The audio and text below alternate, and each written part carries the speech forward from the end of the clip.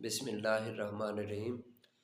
سورہ نساء کی آیت نمبر 79 میں اللہ تبارک و تعالیٰ فرماتے ہیں، جو تجھے بھلائی پہنچے وہ میری طرف سے ہے، اور جو تجھے برائی پہنچے وہ تمہارے عمل کی طرف وجہ سے ہے۔